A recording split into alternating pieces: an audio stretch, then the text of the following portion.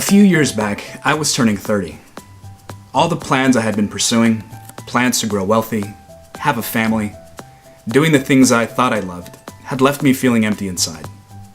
You see, since I was 5 years old, I had carried a heavy burden, and I walked around with it all the time.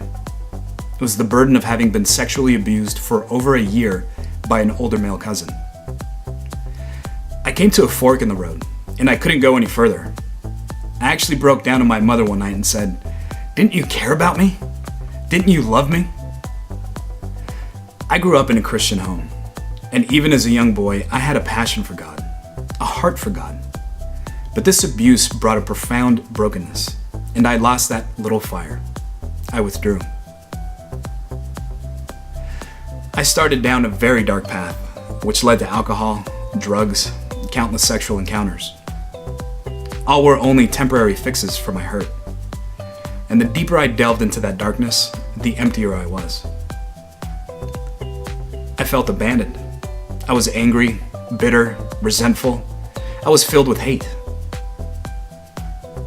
But I suddenly realized back at that crossroads with my mom that my parents hadn't abandoned me. Neither had God. I could have already been dead in a ditch somewhere, in addiction, in prison. But through every dark alley, God was near to me, protecting me for a bigger plan. That night, at the fork in the road, I forgave my cousin. With that, my life changed. I began to love people again, to forgive.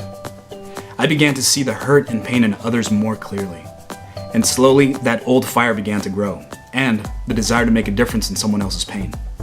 But it wasn't until I brought my dark past to light that I really began to live. Not by chance, a new church near our house was just starting up downtown. We connected immediately at Center Church and found a home where everyone can come as they are. Broken down, all of us with our own pasts and hurts, but knowing that God has a plan to use us, even in the darkest parts of San Diego. The closer I grow in my walk with God, the more I realize it's not about me. It's about something bigger than myself.